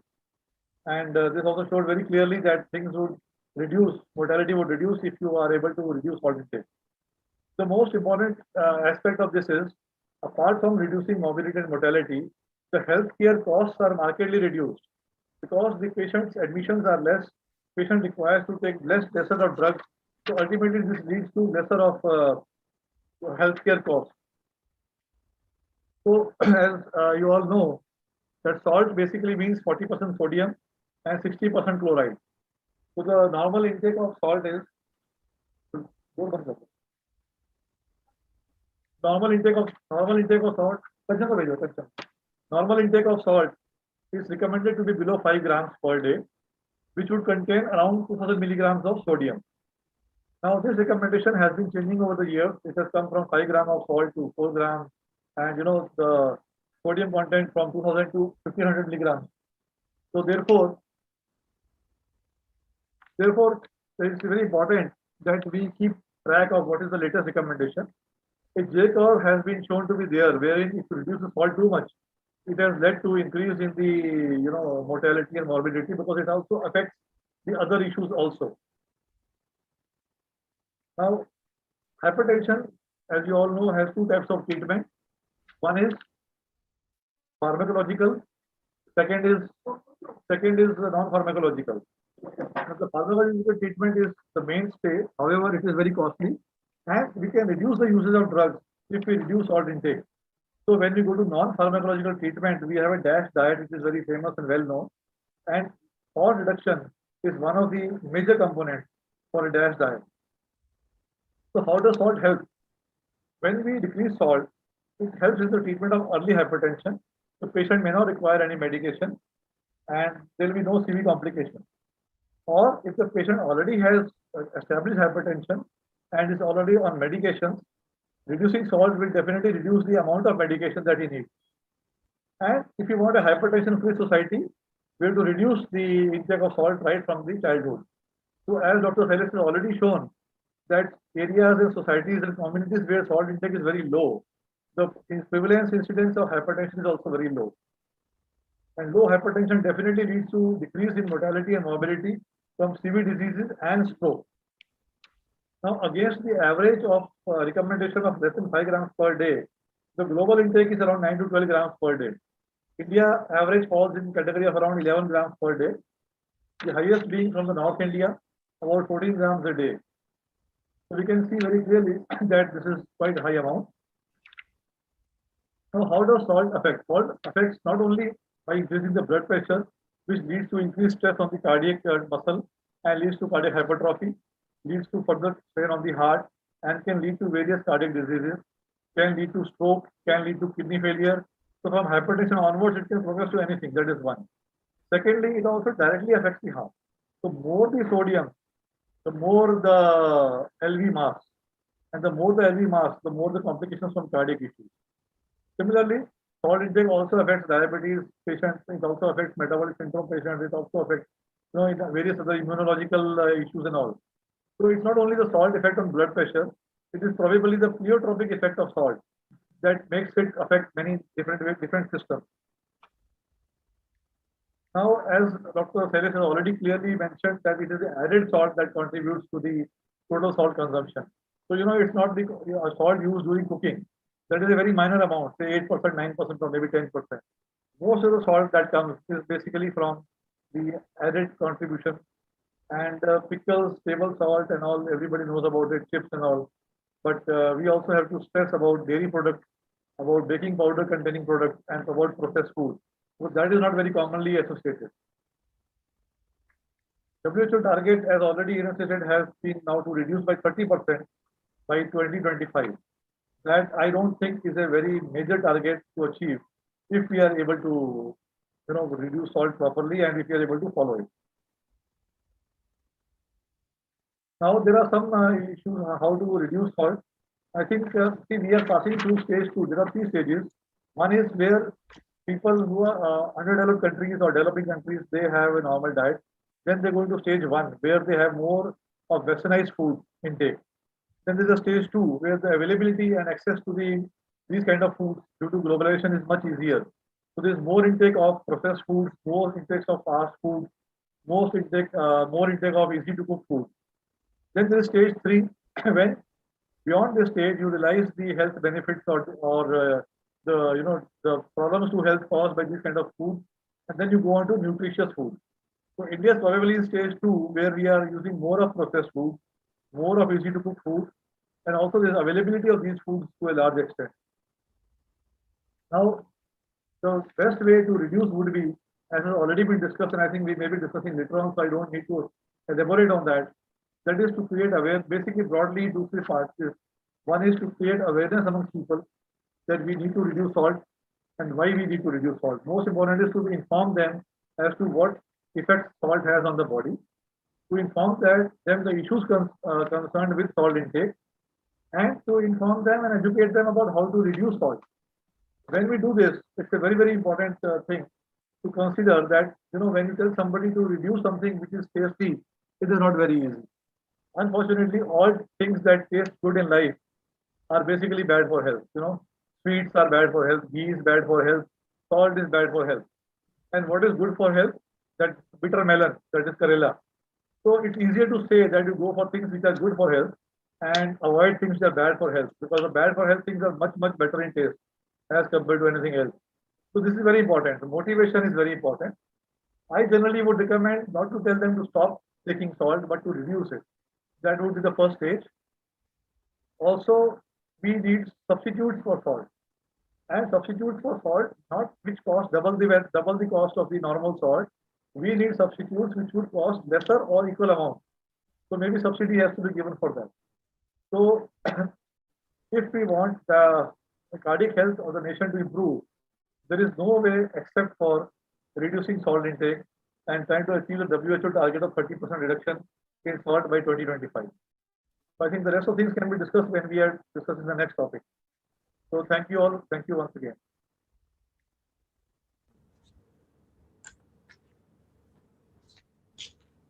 Thank you, sir, for such an informative session.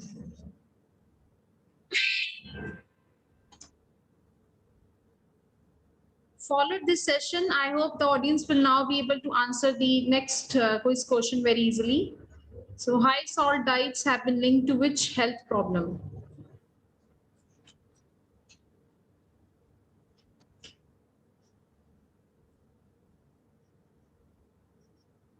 I think everybody will be able to answer this question. Next slide.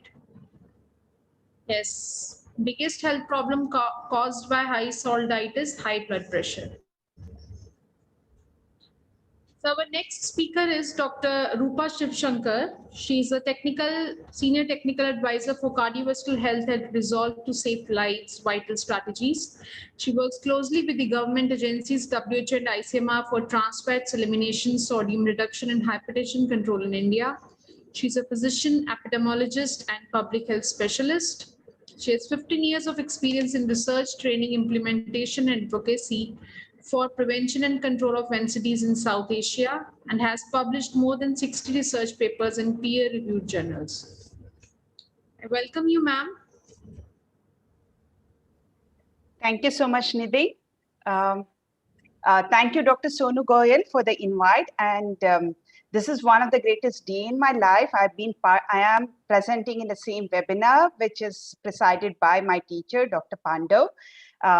So I would count this as one of the greatest day in my life. And I would like to thank Dr. Swasticharan, Dr. Sailesh, and Dr. Sodhi for making my presentation very easy, because there are a lot of components which has already been presented. So I'll try to skip over and try to put it the time frame you have given to me, Nidhi, for 10 minutes. Okay, can we move to the next slide, please? So I will not go into the details of this. Dr. Sailesh has already presented. While the high blood pressure and dietary risks are one of the most common risk factors for global burden of morbidity and mortality. Can I have the next slide, please? So this is the slide Dr. Sailesh was referring to. He was talking about the 2019 global burden of diseases, but in the 2016, which had subdivided the dietary risk factors into various different dietary risk factors, had identified high sodium. And as you can see, high sodium is responsible for more than 2 million deaths globally every year. Can I move to the next slide? Yeah, so major modifiable risk factors for cardiovascular diseases, all of us know about it: high blood pressure, smoking, serum cholesterol, and diabetes. Next. Oh. And the excess salt intake is the key modifiable risk factor for the hypertension. Can we move to the next slide? So this has already again been listed. Just Nidhi in the previous question answer session talked about it can lead to high blood pressure is for the most common outcome of high salt intake, but it can also with high blood pressure or also through other channels, the high salt intake can lead to heart diseases and strokes. Kidney stone, kidney failure, migraine, cancers, and ovarian dysfunctions are the other outcomes of high salt intake. Next slide, please. So again, the World Health Organization has come up with a strategy document called SHAKE, which provides detailed strategies for how nations can utilize this for reduction of sodium in their own countries. Next slide, please. Again, the limit, I'm not going into it. Next slide, please. So here with a couple of population level salt reduction examples from the two key countries, Finland and UK. I had put it down.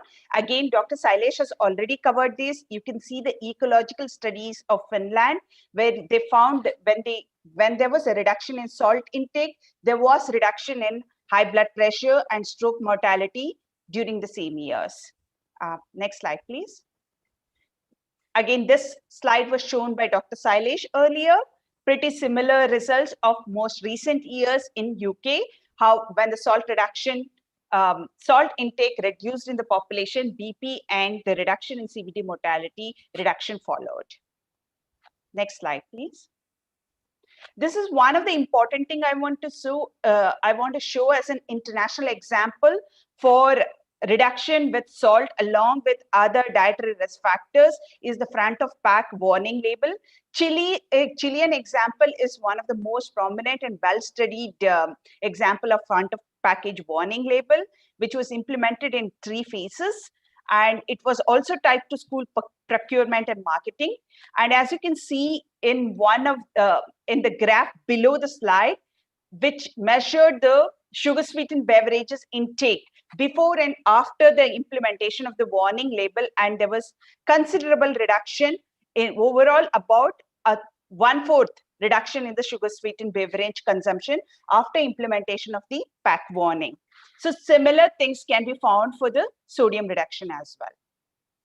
Next slide, please. So I will talk about the Resolve to Save Lives initiatives in this area. Slide. Thank you. So at Resolve, we have 2 major divisions. One is the preventive epidemic and second is the cardiovascular health.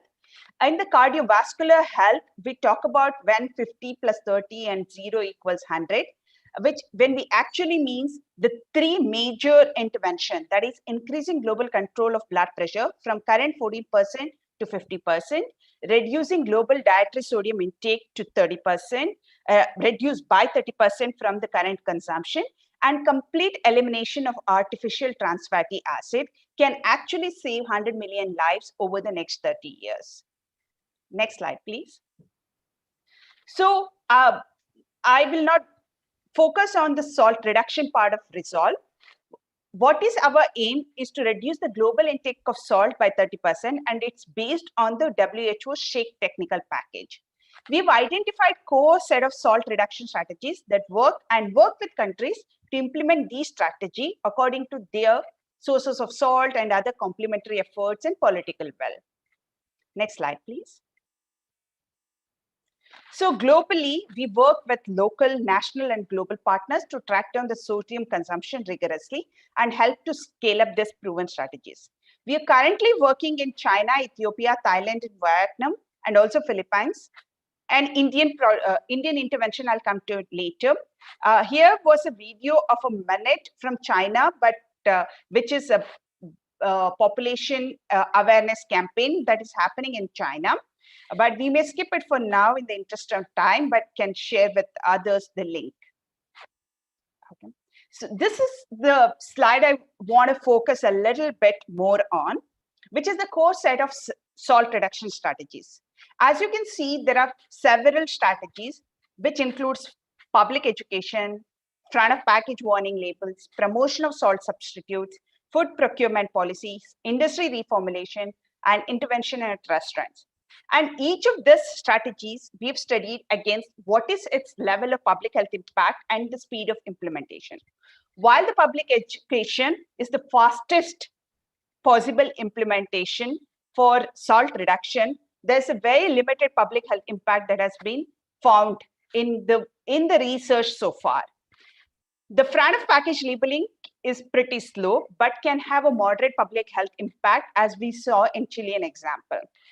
Promotion of salt substitutes has a very potential for moderate reduction at a moderate public health impact, and also it's pretty good. It's a medium level of speed.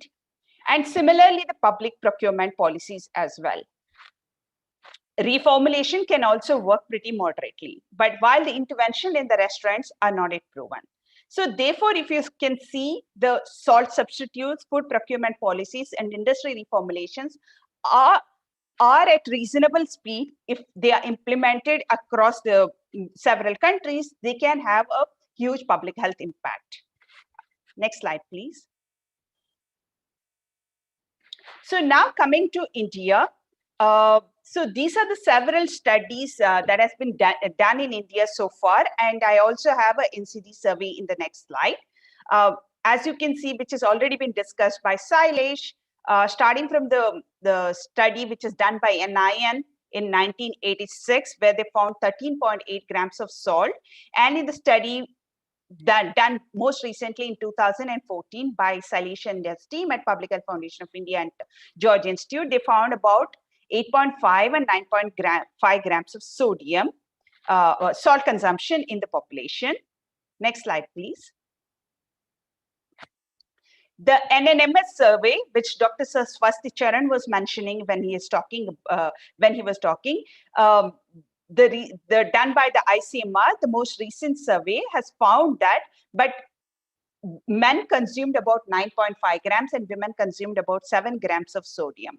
However, we have to be very careful remembering that this survey was done using the spot urine, while the study which was done in 2014 was done by using a much more standard, gold standard for sodium measurement, which is 24 hours urine. Next slide, please. Okay, again, this is a very important slide to keep in mind. We all tend to think that the processed foods constitute the largest part of sodium consumption. Processed foods are very high in sodium, including the food which are preserved at home, like pickles and papad and all that. All these food are very high in sodium. However, in a day-to-day consumption, which the largest contributor of our sodium is the foods that are moderately high in salt, but we eat in large quantities. That is our main meals. This has been repeatedly found in 3 different surveys. The one survey, again quoted by Sailesh, where we found 83% and 87% are the salt added while cooking or at home. In Tamil Nadu, a study in 2016 found that vegetable pulse and cereal-based dishes, which is actually our main meals, contributed to 74% of our salt intake. And a study from Balabgad also found the very similar finding. So this is a key important finding for us to remember then how we approach salt reduction to actually have a population level impact in our country. Next slide, please. So as we see, intervention will vary depending on where the most sources of our salt comes from. If it is from home, it got to be behavioral change campaigns and promotion of low sodium salt substitutes. Or if it's a large things are coming from away from home, it's the food procurement policies intervention that addresses restaurants and vendors, which is also important in India with the growing Zomato and Swiggy and urban people consuming a lot of out-of-home food. And if packaged food, and this is very important specifically for reducing salt among children, which we haven't studied quite a lot. Most of our studies are among adults, while the packaged food which are high in salt are consumed by children a lot more, requires a front of pack warning and reformulation by the industry. So next slide, please. So I want to talk about 3-4 demonstration projects that RTSL is supporting in India, but that are in line with what we found within India. That is, one, we found home-based cooking is the major contributor for salt. It's the largest contributor. Therefore, our focus was on to figure out what are the behavioral change intervention can help in reducing salt intake at home. So our first project, we are working with the George Institute, which is sodium reduction through behavioral change intervention using community-based health volunteers, that is ASHA workers. Dr. Rupa, can you summarize your talk? Yeah. Yeah, I'll try. Thank you. So, which includes ASHA worker, and this study is for 6 months duration, and we're working in a 2 PHC population in Siddipet in Telangana. We expect the studies are delayed as expected due to the COVID constraint. We hope to have some results by end of this year. Next slide, please. The second project is the plural study. It's a promotion of low sodium uptake, and the PI of the study is Dr. Sailesh, who is also on the panel today. And it's a 2-arm study where we are looking at both the community education and retailer cues. Another arm, which includes both this intervention plus the subsidy, which Dr. Sodhi was talking about for a low sodium salt. And this is yet to begin. We are waiting for administrative approval. Next slide, please.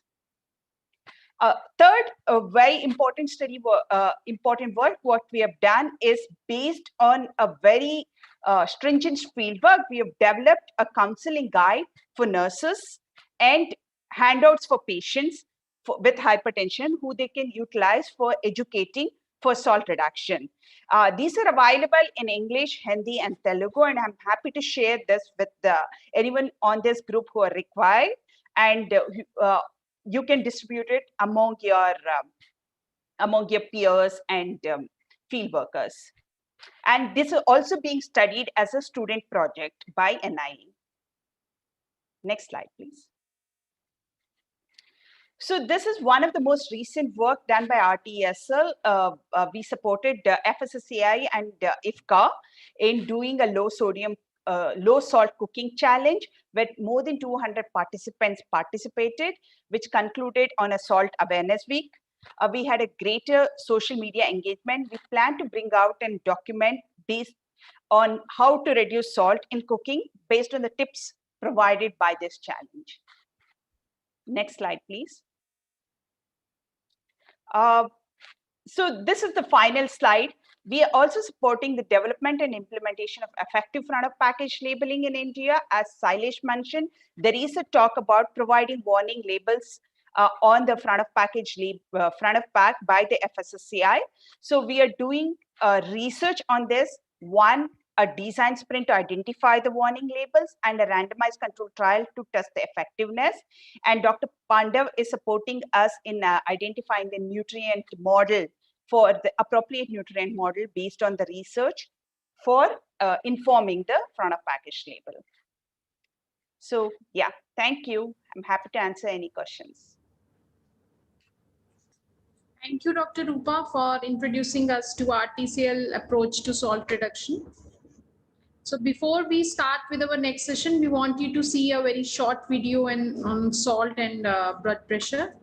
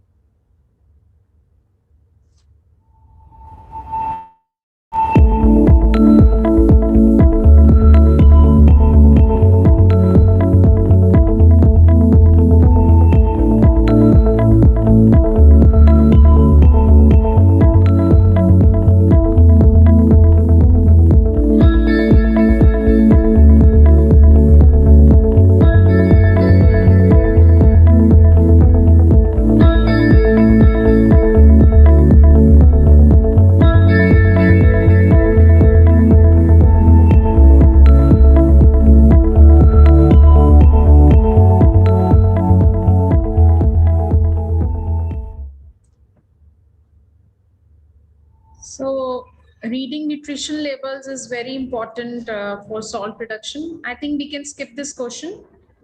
And now we will be starting with our last and indeed very important session on role of diet in prevention and control of hypertension, with a special focus on dietary recommendations for salt reduction. And we have amongst us Dr. Nancy Sani, and she's currently rendering her services in advanced pediatric centers. She's a senior dietitian and her area of interest is clinical nutrition. She has total working experience of 20 years, and in addition to PJ, she's also a resource person for nutrition in various national institutes. She has various publications in national and international journals. We welcome you, ma'am. Thank you, thank you. And I think you will be sharing your screen. I'll share my screen. Saurabh, please allow ma'am to share screen. Yes, ma'am.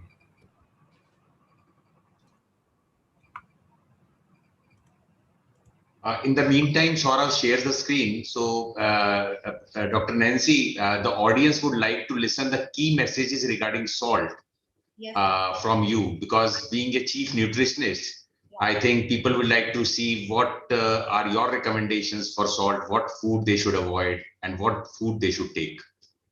And what are the policy recommendations for that? Can you see my slides? Yes, yes, we can see your slides, but I think you are barely audible. I'm not audible? Now I think better. Okay. So should I start? Yes, yes, you can start, but I think, Nidhi, what is, because I could not hear very loudly. Is it okay, Dr. Nidhi? Yes, ma'am. Your voice is audible. Yes. Fine. Okay. So I'll be talking on role of diet in prevention and control of hypertension, and I have been told to be brief in diet and to dwell upon sodium, because definitely we are all now today on the hot topic is sodium and hypertension. So, so I'll skip this because, everybody knows that certain dietary patterns and individual dietary elements play a prominent role in development of hypertension. And so efforts should be on the behavioral changes and that encourage and promote healthier food choices. So what is the role of diet? Dietary modifications have been widely regarded as lifestyle modification strategies, and they have enormous potential for preventing hypertension at a cost that is often less than current pharmacologic interventions. And such successful historical interventions are reflected by weight loss, reduced intake of dietary sodium, moderation of alcohol consumption, and lifestyle modification. Weight loss of about 4 kgs by diet reduces systolic and diastolic BP by about 4.5 and 3.2 millimeter of mercury respectively. Now coming to the principles of diet, low cal, low fat, low sodium diet with normal protein intake is prescribed. If talking about the energy, if an obese patient, he has to be reduced to a normal body weight. So 20 to 25 kilocalories per kg body weight are recommended. And all these calories, they come from fats and carbohydrates. Now, fats, as the BP patients are prone to atherosclerosis, so it's advisable to avoid high intake of animal or hydrogenated fat and not more than 25 to 30% of total calories from fat, with less than 10% from saturated fats, with a dose of omega-3 fatty acids, which you get from fish and fish oil supplements and, all the nuts and oil seeds. And easily avoidable carbohydrates is of great help in management of BP, and easily avoidable are all carbohydrates which are refined and which have high sugar content, and they spike the blood glucose as well as blood pressure. Protein is around about 1 gram per kg body weight.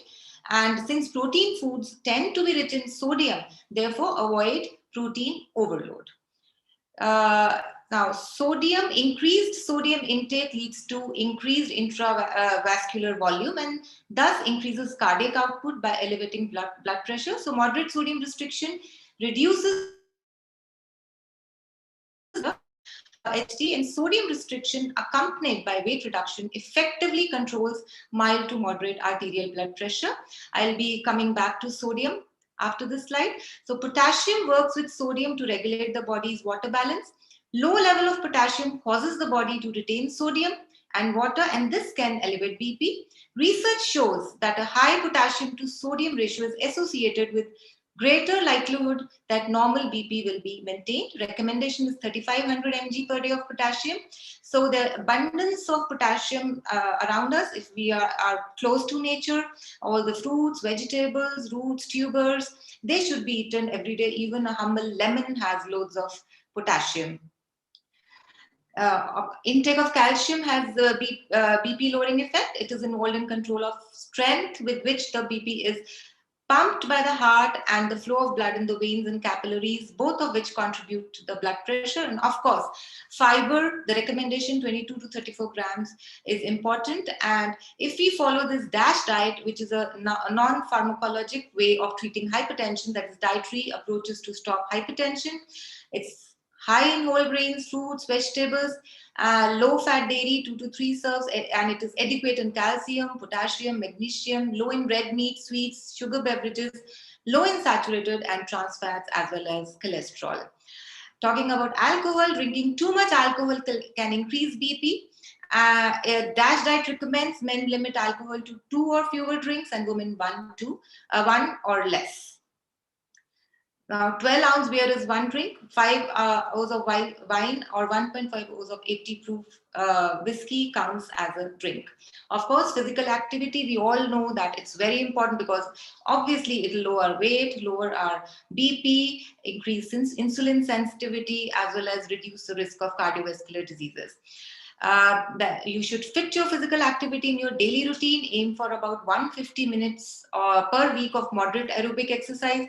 Start slowly and gradually build intensity. 30 minutes of moderate level activity on most of the days, and you can even break it up in 10-minute sessions. Quit smoking. Because obviously, last but not the least, it injures blood vessel walls and speeds up the process of hardening of arteries. Now let's talk about sodium. The average daily salt intake is around about 11 grams per day for Indians aged above 19 against the WHO recommendations of 5 grams. 2 grams per day or equivalent of 5 grams per day of salt is recommended by WHO as well as Indian Council of Medical Research 2020, or 2.3 grams per day recommended by Institute of Medicine IOM as a tolerable upper intake level.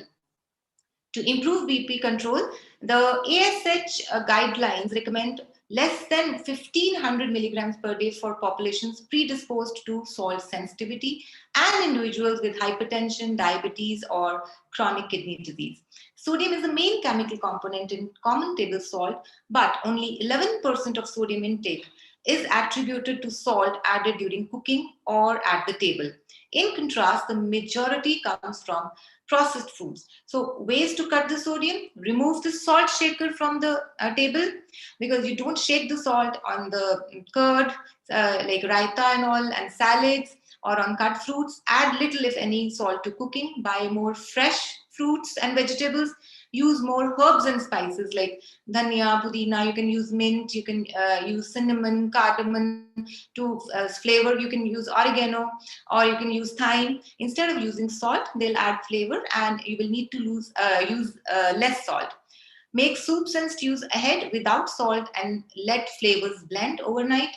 Use fresh poultry, lean meat, and fish. We get most of our salt from convenience foods. Use unsalted, canned, or frozen vegetables. Choose convenience foods low in salt when available. Use fewer convenience foods and compare labels. It's very important. Let's see how to compare labels.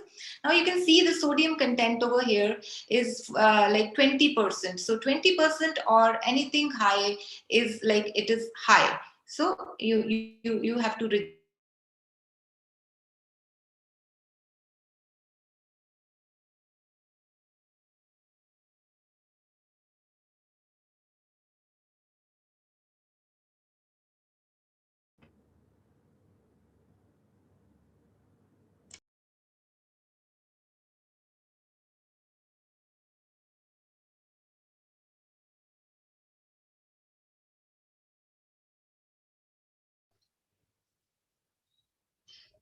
Nidhi, is it audible? No, sir, I think she's disconnected. Disconnected. Yes. So maybe we can move further because maybe you can make a call to her. एक बार call करके देख लो. Yes, sir. Or in the meantime, Dr. Poonam is there. So Dr. Poonam, because she is a associate professor of nutrition. So just a few lines if you want to share. I'm back. I'm back. Okay, Dr. Nancy, yeah, please. Yeah. I'm back. I think I lost the connection.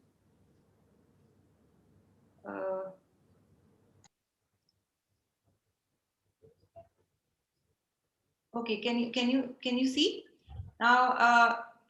Yes. We first can pack a whopping 1,000 milligrams of sodium per tablespoon. The achar, the nice mango pickle which we have, it's like 6,209 milligrams of sodium per 100 grams. So even if we have 20 grams and we have 4 times a day, you can well imagine. Then a 6-inch flour tortilla can have 200 milligrams, and a 10-inch can have 500 milligrams.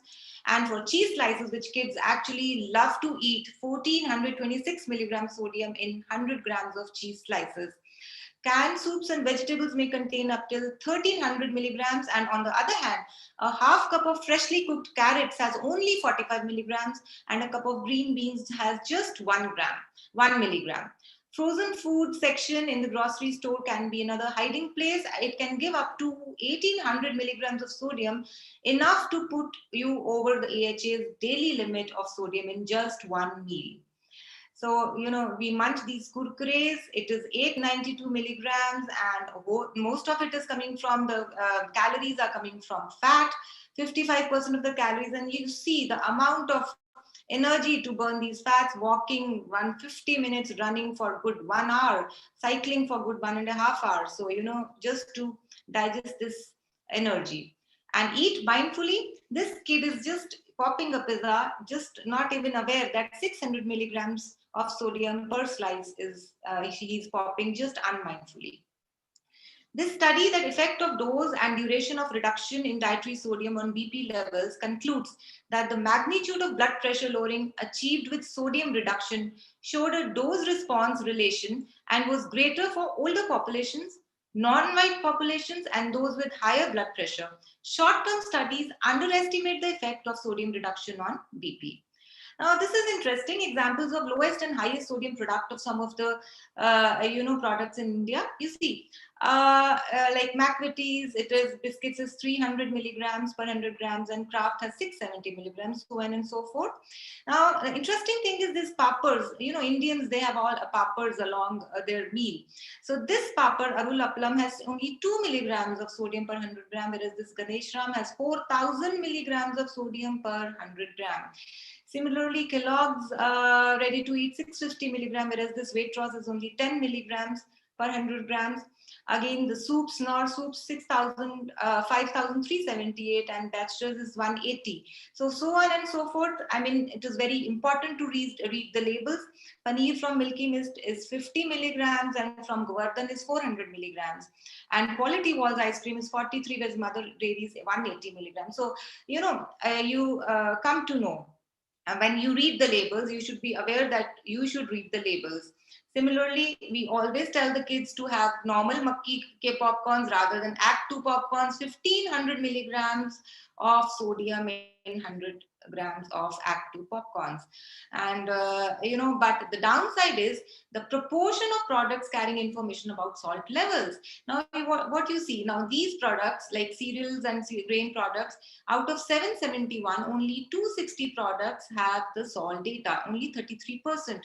Similarly, sauces, 49% have only salt data, rest do not have. Snack foods, 40%, non-alcoholic beverages, all sherbets and squashes, which everybody tends to feel that they cannot have sodium because they don't taste salty. So, and the fact is they can be high in sodium. So only 27% have the salt data. So total, if we see, only 34.5% of the products, they give information about sodium or salt. So 2/3 of products do not list salt on the nutrition information panel and do not meet International Codex Alimentarius requirements, an international food standard requiring all food products to list sodium information. FSSAI does not currently require reporting of sodium content on pack. Some products contain excessively high levels of salt. For example, pappers, a commonly consumed meal accompanied in India, has a mean sodium content of 1219 and ranges 2 to 4,000 milligrams per 100 grams. This illustrates that pappers can be made with as little as 2 milligrams of sodium per 100 gram, 2,000 times less sodium than the papper product with the highest sodium content. So less than a quarter of products meet the UK 2017 salt targets, emphasizing the need for a clear strategy to reduce the amount of salt added to processed foods. So implications, obviously, incomplete nutrition information makes it impossible for people to know what they are eating and hard to make a healthier choice. Absent nutrition information makes it difficult to monitor the amount of salt, fat, sugar in widely consumed food products and hold the food industry to account to reduce the unnecessary amounts of salt, fat, and sugar added to processed foods. And obviously, it's going to lead to non-communicable disease rush. So to summarize, reduce salt, sugar, and oil, avoid sprinkling salt, sugar over food, limit salty, sweet foods, oily foods, and replace with a healthier options of fruits and nuts and oil seeds by a limited quantity of oil. It is actually 450 ml of oil per person per month, all the oils included, and use smaller measuring spoons to add salt, sugar, and oil. Eliminate trans fats. Avoid using vanaspati, check nutrition label, very important. Limit fried foods, avoid repeated use of cooking oil, and foods to be avoided we already discussed. So the high level of salt in processed food in India has become a great public concern. To conclude, I'm just concluding the slides, especially as more and more Indians are using convenient foods. Most consumers do not know that packaged foods and beverages can contain high levels of sodium, whether or not they are salty. Some common food additives like monosodium glutamate, sodium bicarbonate, sodium nitrite, sodium benzoate also contain sodium and contribute to the total amount of sodium in the packaged foods. It is now clear that the main source of salt in the diet, apart from direct use of sodium chloride during cooking or on the table, comes from bread and cereal products, meat products, milk and dairy products. Therefore, the food industry is directly responsible to reduce the unnecessary salt, fat, and sugar. Alone is not the accurate judge of sodium content. Cereals and pastries do not taste salty, but they contain sodium. According to ICMR, 10% of deaths in India are attributable to hypertension, and this appears to be an escalating disorder. The WHO recommends all member states to reduce mean population level salt intake by 30% by 2025, providing education on the relationship between diet and BP from an early age is most likely to produce tangible benefits, and combining 2 or more lifestyle modifications may enhance results. Thank you. Thank you, Dr. Nancy, for such a comprehensive presentation and briefing us how to reduce the salt content in our diet and emphasizing the importance of reading food labels.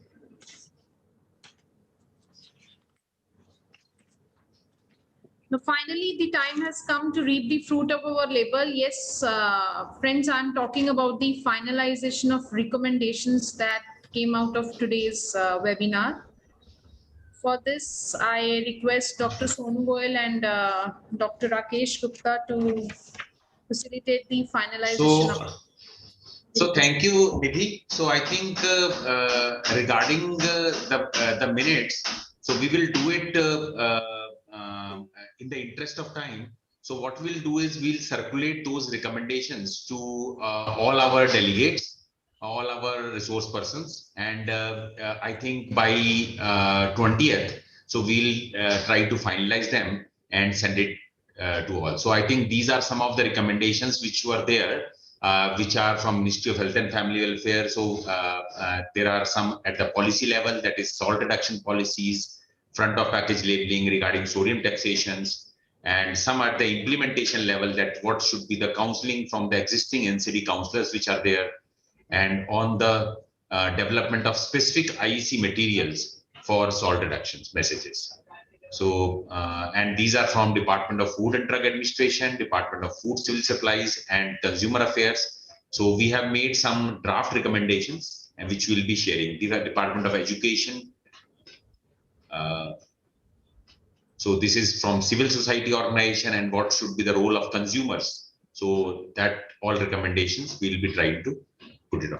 So Dr. Rakesh, do you want to have something before we have a vote of thanks? Yes, I think I agree with you, because the thing is that we are already behind schedule, and moreover the recommendations, the draft recommendations are quite elaborate, and as you said, we can circulate to all the resource persons, and if there are any suggestions or amendments, we can do that.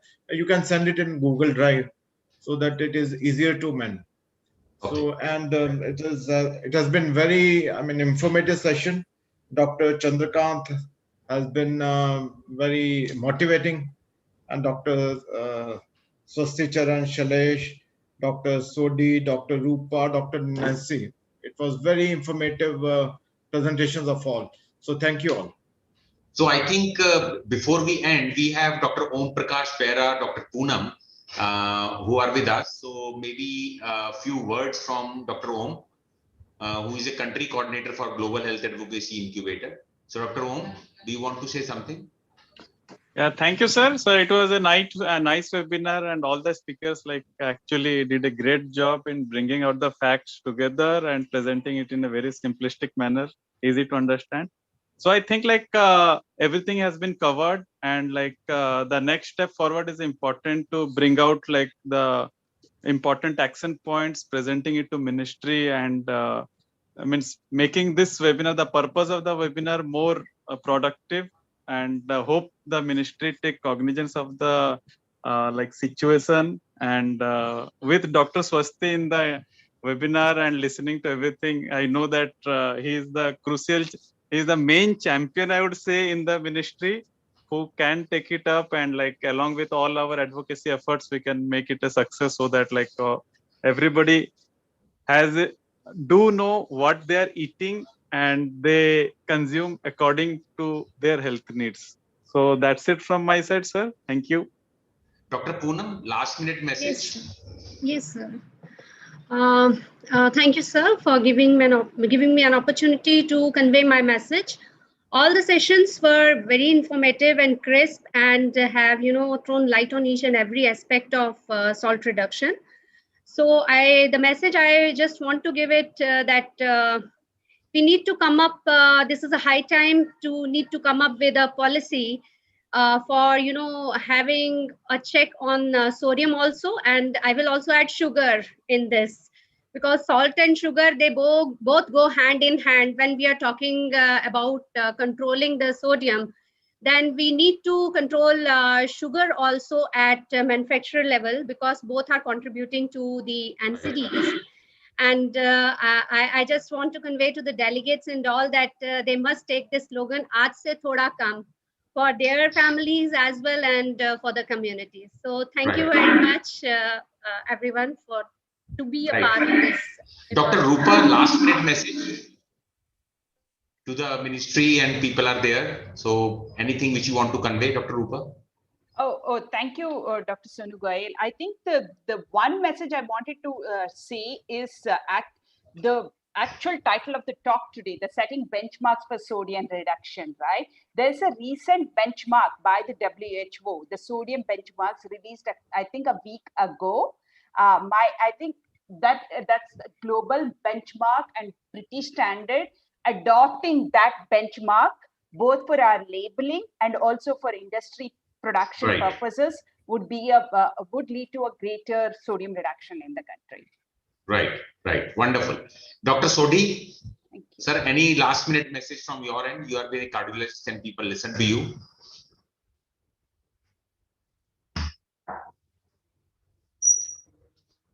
Okay, so I think we, okay, so Dr. Pandav, Dr. Chandrakant Pandav, sir, are you here?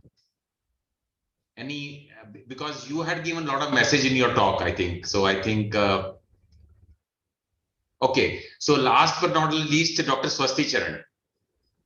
So he had been with us for quite the entire webinar. So, and I want to listen from him in case anything, any immediate thing which ministry is thinking about reducing the sodium intake.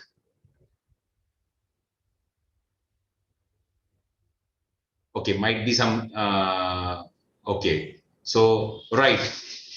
So I think the messages are very clear, as rightly pointed out by everyone, that we need to reduce the salt content in the food by, and I think wonderful lectures by, last lecture by Dr. Nancy, and all the presentations by, initially by informal thing by Dr. Chandrakant, and then Dr. Swasti told about some Government of India initiative, and then followed by excellent presentations by Dr. Shailesh, Dr. Rupa, and Dr. Sodhi, and then followed by Dr. Nancy. So wonderful presentations, and I think we will send these presentations. We will send all these recommendations to everyone, and maybe we everybody can make their edits in those recommendations and send it to us by 20th. So we'll be sending it today itself. So Nidhi, so please wind it up now by vote of thanks. Yes, sir. So I deem it as a great honor and privilege to propose a vote of thanks on this memorable occasion. And first and foremost, I thank our guest of honor, Dr. Chandrakant S. Panda, for gracing the occasion and delivering the keynote address. And your presence made our event a success. We are also grateful to Dr. L. Swasti Charan for his words of encouragement and motivation, and his able guidance has always encouraged us. I would like to thank Dr. Sonu Goyal and Dr. Rakesh Gupta for their stewardship, support, vision, and commitment. My heartfelt thanks to our speakers, Dr. Shailesh Mohan, Dr. S.S. Sodhi, Dr. Rupa Shiv Shankar, and Dr. Nancy Sani for deliberating and highlighting sodium reduction strategies, interventions, and recommendations for the overall objective of prevention and control of hypertension. My special thanks to Dr. Poonam Khanna and Dr. Om Prakash Bera for their untimely and unstinted support during this event and participation in the consultation. I owe special gratitude to all the distinguished invitees and participants present in the webinar for recognizing the need of this webinar and appraising the same in the form of registration. Last but not the least, I thank my organizing team, comprising of Dr. Ritika Upadhyay, Dr. Mahendra Pratap Singh, Mr. Arshdeep Singh, and Mr. Saurabh Sharma, who have worked hard to ensure that this event becomes a memorable success. Thank you all.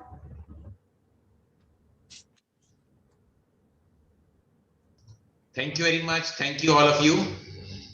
Okay, thank you. Thank you all. Bye. Bye, everyone.